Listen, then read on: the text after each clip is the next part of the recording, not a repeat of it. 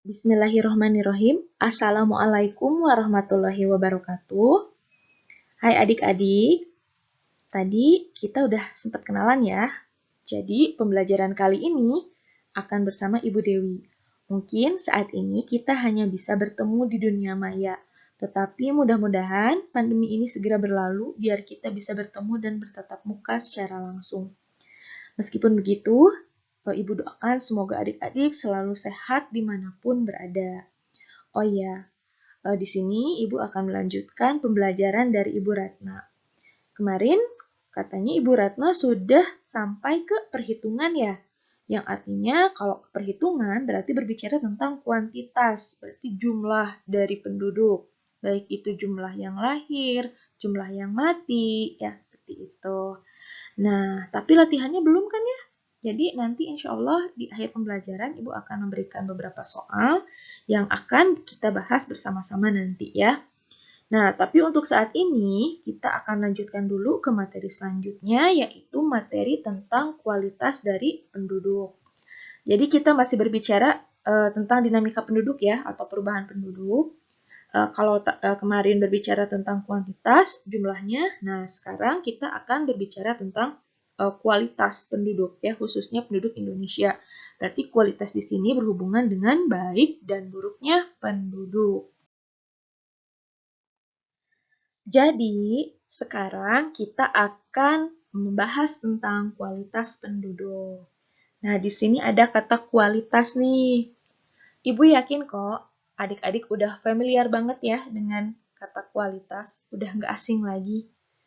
Karena dalam kehidupan sehari-hari juga kita suka berhubungan dengan yang namanya kualitas-kualitas, baik itu kualitas suatu barang atau kualitas suatu karya. Misal, ibu aku sukanya barang yang ori loh daripada barang yang KW. Kenapa misalkan ya? Karena barang yang ori itu meskipun barangnya agak sedikit mahal, tapi lebih awet dan lebih kuat. Atau misalkan ibu aku sukanya jajan makanan yang terbungkus daripada makanan yang terbuka di pinggir jalan. Nah, kenapa? Karena yang terbungkus itu sehat, Bu. Jadi, aku lebih suka makanan yang terbungkus. Nah, di sana kan kita juga sudah bisa membedakan mana barang yang bagus, mana barang yang kurang bagus, ya. Seperti itu. Nah, di sini kita hubungannya dengan penduduk. Jadi apa itu kualitas penduduk? Kualitas penduduk itu berhubungan dengan indeks pembangunan manusia ya. Jadi kualitas penduduk itu merupakan sebuah tingkat kemampuan ya dalam pemenuhan kebutuhan hidup sehari-hari. Nah, seperti kita ketahui, tingkat kemampuan orang tuh beda-beda dalam memenuhi kebutuhan hidup sehari-harinya. Misalkan dalam pemenuhan makan aja dalam kehidupan sehari-hari. Ada yang bisa makan satu hari satu kali, ada satu hari dua kali, ada yang satu hari tiga kali bahkan di restoran mewah, dan bahkan ada yang tidak bisa makan sama sekali dalam hari tersebut. Nah, kemampuan tersebut mencerminkan tentang kualitas dari orang dalam memenuhi kebutuhan hidup sehari-harinya ya. Jadi ada yang masih rendah dan juga ada yang sudah tinggi. Nah, kualitas penduduk ini bisa dicerminkan oleh 3 hal ya. Yang pertama, bisa dicerminkan oleh tingkat pendapatan. Nah, adik-adik tahu ya tingkat pendapatan. Jadi pendapatan itu berarti sesuatu pemasukan dalam keluarga tersebut atau orang tersebut. Nah, semakin tinggi pendapatan yang dia raih atau dia peroleh, berarti bisa dikatakan semakin tinggi pula kualitas hidupnya. Kenapa? Kan kalau misalkan pendapatannya semakin tinggi, dia bisa membeli sesuatu yang mungkin tidak bisa dibeli oleh orang lain, sehingga pemenuhan kebutuhan hidupnya terpenuhi. Atau misalkan dia bisa membeli teknologi yang lebih canggih, atau makanan yang lebih sehat, sehingga kualitas dari dirinya atau kualitas dari keluarganya lebih tinggi dibandingkan dengan yang lain. Kemudian, cerminan yang kedua yaitu adalah tingkat pendidikan. Nah, pendidikan juga sama. Dia mencerminkan tentang kualitas penduduk. Nah, ada yang lulusan SD, lulusan SMP, lulusan SMA, A, ada yang S1, S2, S3. Nah, biasanya semakin tinggi tingkat pendidikan, pola pikir dari seseorang itu akan berubah ya, akan lebih bijaksana, lebih percaya diri, lebih berpikiran jauh ke depan, sehingga bisa kita simpulkan semakin tinggi tingkat pendidikannya, maka kualitas penduduknya pun semakin tinggi pula. Nah, semoga adik-adik di sini bisa meraih pendidikan setinggi mungkin ya. Kemudian, yang ketiga adalah tingkat kesehatan. Nah, kita juga bisa ngelihat kok, kalau misalkan orang yang mudah sakit sama orang yang selalu sehat, mana yang kualitas hidupnya lebih tinggi. Berarti kita bisa menyimpulkan di sana kalau yang selalu sehat, berarti makanannya juga terpenuhi, olahraganya teratur, maka kualitas kehidupannya pun lebih baik dibanding yang cepat sakit, ya seperti itu.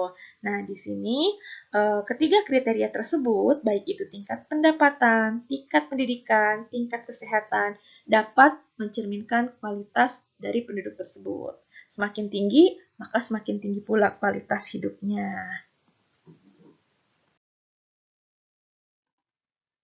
Di slide sebelumnya, kita kan sudah membahas tentang kualitas penduduk ya.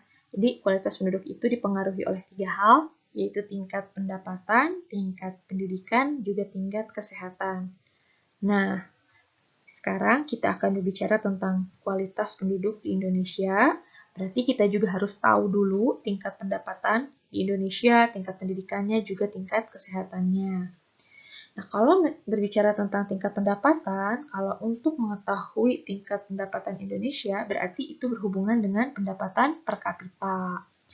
Apa sih pendapatan per kapita itu? Masih ingat nggak?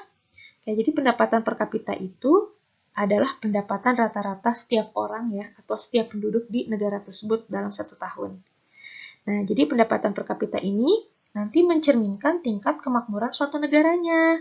Jadi kalau misalkan pendapatan per kapitanya masih rendah, ini nanti penduduknya itu tidak mampu memenuhi kebutuhan hidupnya, sehingga sulit mencapai kesejahteraan. Nah, gimana cara ngitung pendapatan per kapita? Kalau pendapatan per kapita, cara ngitungnya tuh yaitu pendapatan nasional bruto ya, dibagi dengan jumlah penduduk. Nah, kita lihat nih di sini, jumlah penduduk itu berbanding terbalik dengan pendapatan per kapita. Berarti kita tahu ya, semakin banyak jumlah penduduk, berarti nanti semakin banyak juga dibaginya. Berarti pendapatan per kapitanya juga akan semakin kecil. Nah, sekarang gimana nih dengan posisi Indonesia? Meskipun Indonesia itu mengalami peningkatan sih setiap tahunnya, tapi Indonesia pendapatan per kapitanya dibandingkan negara lain masih tergolong rendah ya. Jadi kalau Indonesia sekarang masih di 3.362 dolar ya pendapatan per kapitanya, atau sekitar 45 juta per orang per tahun ya. Nah, kalau 45 juta sih itu tergolong rendah ya, karena mungkin kita juga dalam kehidupan sehari-hari setahun mungkin akan lebih dari 45 juta. Jadi 45 juta itu akan tergolong rendah. Jadi sekarang kita tahu kan ya, kalau pendapatan per kapita negara Indonesia itu masih tergolong rendah. Nah, kira-kira kenapa ya kok pendapatan kita itu masih rendah aja? Kok kenapa belum bisa bersaing dengan negara lain? Nah, jadi ada beberapa faktor yang menyebabkan rendahnya pendapatan per kapita di Indonesia. Yang pertama, pendapatan per kapita masih rendah itu karena pendapatan negaranya atau pendapatan nasionalnya juga masih rendah. Nah, kenapa kok bisa gitu? Padahal kan Indonesia itu negara yang kaya akan sumber daya alam ya. Dari Sabang sampai Merauke itu sumber daya alamnya itu banyak banget. Tapi sayangnya meskipun kita kaya akan sumber daya alam, tetapi sumber daya alam yang kita miliki belum sepenuhnya dikelola oleh kita dan juga belum sepenuhnya dimanfaatkan untuk kesejahteraan rakyat. Bahkan ada beberapa mungkin ya sumber daya alam yang kita miliki itu dikelola oleh para pengusaha dan dikelola oleh pihak asing ya, sehingga pendapatan terhadap kita pun jadi berkurang. Kemudian Faktor yang lainnya, yaitu yang kedua adalah pertumbuhan penduduk yang tinggi. Nah, kalau pertumbuhan penduduk yang tinggi, berarti nanti jumlah penduduknya akan besar. Ya, misalkan aja kita ya, dalam satu keluarga.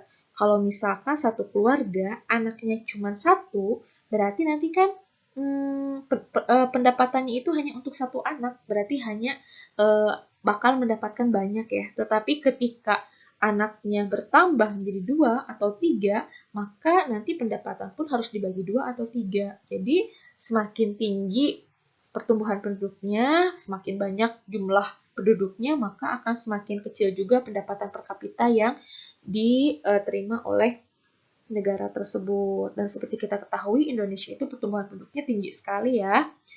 Kemudian, yang ketiga, yaitu rendahnya penguasaan teknologi. Sebenarnya kalau seandainya Indonesia memiliki teknologi yang canggih, mungkin sumber daya alam yang kita miliki itu akan optimal ya dalam pemanfaatannya. Yang jadi karena penguasaan teknologinya masih rendah sehingga hasil yang harusnya banyak jadi masih sedikit, atau yang harusnya maksimal dengan kualitas yang sangat baik jadi tidak terlalu baik. Nah, ketiga faktor ini menyebabkan Indonesia pendapatan per kapitanya masih rendah. Nah, adik-adik, rendahnya pendapatan per kapita itu nanti akan berdampak pada kelangsungan pelaksanaan pembangunan suatu negara ya. Jadi nanti beberapa rencana pembangunan akan sulit diwujudkan karena pemerintah tidak memiliki anggaran yang cukup untuk biaya pelaksanaan pembangunannya. Jadi kalau seandainya pendapatan per kapita itu rendah, nanti akibatnya keadaan negara menjadi statis, tidak berkembang, juga tidak mengalami kemajuan ya. Nah, karena rendahnya tingkat pendapatan penduduk di Indonesia, maka pemerintah itu harus melakukan beberapa langkah ya. Nah, jadi untuk Indonesia sendiri ada beberapa langkah yang diambil oleh pemerintah untuk mengatasi rendahnya pendapatan penduduk. Nah, yang pertama yang dilakukan oleh pemerintah adalah subsidi keluarga miskin. Contohnya misalkan pemberian BLT atau bantuan langsung tunai atau pemberian PKH. Jadi keluarga miskin itu diberikan subsidi oleh pemerintah bisa berupa uang atau bisa berupa kebutuhan pokok yang nanti akan menunjang kehidupan sehari-harinya. Kemudian yang kedua yaitu memberikan keringanan biaya pendidikan dan kesehatan ya. Contohnya misalkan dana BOS. Jadi untuk SD atau SMP negeri tidak dikenakan biaya. Supaya apa? Supaya terjangkau ya oleh masyarakat sehingga masyarakat nanti bisa bersekolah dan bisa menunaikan wajib sekolah sehingga kualitas pendidikan di Indonesia pun meningkat. Kemudian yang ketiga, yang dilakukan pemerintah itu adalah meningkatkan upah minimum buruh ya. Jadi itu baik itu buruh kota atau buruh kabupaten, ditingkatin upahnya. Supaya apa? Supaya gaji mereka naik, sehingga pendapatan mereka pun bertambah, sehingga kualitas penduduknya pun meningkat ya. Kemudian yang keempat selanjutnya, nah ini pemerintah memberikan modal atau memberikan pinjaman lunak ya kepada para pengusaha kecil agar dapat bertahan nanti atau lebih berkembang lagi. Jadi nanti pemerintah akan memberikan modal atau pinjaman kepada para pengusaha kecil. Nah, untuk mengembangkan usahanya sehingga pendapatannya nanti juga akan meningkat. Dan yang terakhir, pemerintah juga melaksanakan pembangunan sarana prasarana sosial ya, seperti penyediaan air bersih atau toilet umum, perbaikan lingkungan, atau sanitasi lainnya, supaya kehidupannya juga lebih sehat, sehingga nanti juga akan berpengaruh terhadap kualitas kesehatannya, sehingga dapat bekerja ya untuk memenuhi kebutuhan hidupnya. Jadi, ini adalah beberapa langkah yang dilakukan oleh pemerintah untuk mengatasi rendahnya pendapatan penduduk di Indonesia. Selanjutnya, indikator kedua yang menjadi kriteria dalam menentukan kualitas penduduk itu adalah tingkat pendidikan ya. Nah, adik-adik, tingkat pendidikan ini erat kaitannya dengan penguasaan ilmu pengetahuan dan teknologi. Biasanya, kalau seandainya tingkat pendidikannya itu semakin tinggi, maka penguasaan ilmu pengetahuan dan teknologinya juga akan semakin tinggi pula, sehingga nanti akan memudahkan untuk mengelola sumber daya alam yang ada ya. Nah, sehingga kalau seandainya tingkat penguasaan ipteknya tinggi, sehingga nanti akan memudahkan dalam pemenuhan kebutuhan sehari-hari, sehingga taraf hidupnya juga meningkat. Sebaliknya, kalau seandainya tingkat pendidikan rendah, maka nanti juga penguasaan ipteknya juga rendah, sehingga nanti akan menghambat penduduk tersebut untuk meningkatkan taraf hidupnya. Nah, sekarang bagaimana dengan keadaan di Indonesia? Nah, kalau berdasarkan survei nasional ya, Indonesia itu tingkat pendidikannya masih tergolong rendah karena memang dari segi sarana prasarananya juga belum memadai ya, dan masih banyak pulau-pulau yang masih belum terjangkau ya dengan adanya teknologi. Sehingga memang jika dilihat Indonesia dari segi tingkat pendidikannya masih tergolong rendah. Meskipun begitu, pemerintah Indonesia juga udah berusaha ya ningkatin mutu pendidikan, baik itu oleh program BOS atau program beasiswa. Bahkan sekarang untuk mahasiswa-mahasiswa ada program SM3T ya, jadi mahasiswa itu disebar ke pelosok untuk melakukan mengajar di sana supaya meningkatkan mutu pendidikan di sana. Itu salah satu program dari pemerintah ya. Oke, yuk kita analisis ya. Kok bisa sih Indonesia ini rendah pendidikannya? Nah, jadi ada beberapa faktor ya yang menyebabkannya. Yang pertama itu karena rendahnya pendapatan penduduk. Jadi penduduk itu pendapatannya rendah sehingga untuk makan pun pas-pasan. Bahkan banyak orang tua yang tidak mampu menyekolahkan anaknya. Sehingga banyak di tempat-tempat yang memang tidak seberuntung kita, anak-anaknya itu sebenarnya berpotensi, anak-anak itu cerdas ya, tetapi hanya karena tidak punya biaya, maka tidak lanjut sekolah, bahkan berhenti sebelum sekolahnya tamat. Dan ini sangat berpengaruh banget ya terhadap kualitas penduduk suatu negara.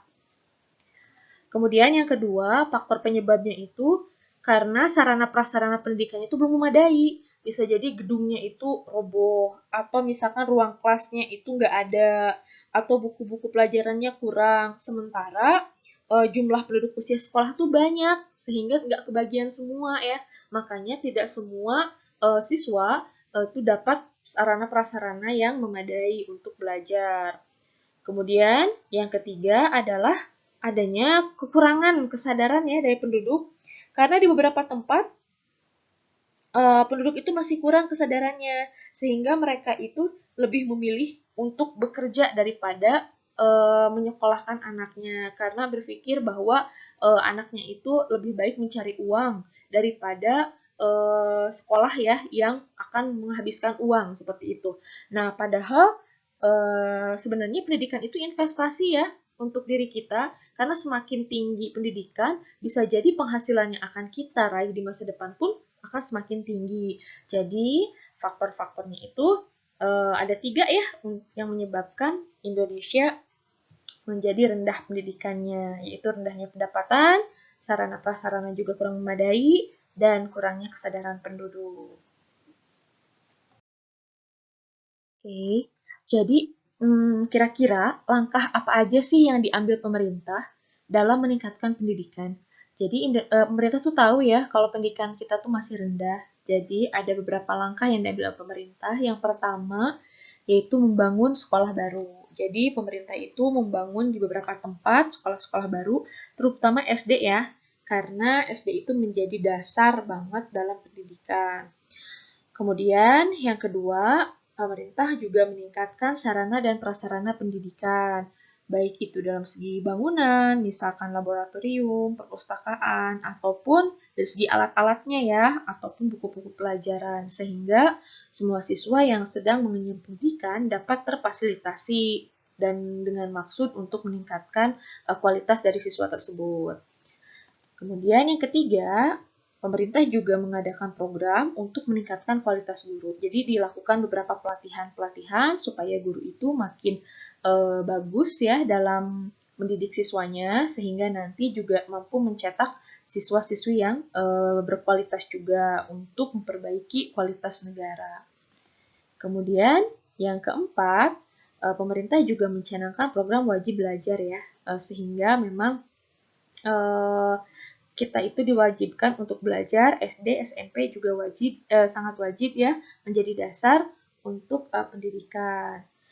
Kemudian yang kelima, pemerintah juga memberikan beberapa beasiswa kepada siswa-siswi yang memang berprestasi, yang tidak mampu untuk melanjutkan sekolah, sehingga dapat melanjutkan sekolahnya. Nah, dengan langkah-langkah ini, diharapkan kualitas pendidikan Indonesia akan menjadi lebih baik ke depannya. Oke, adik-adik, sekarang kita masuk ke indikator yang ketiga ya, untuk menentukan kualitas penduduk di suatu negara, yaitu tingkat kesehatan.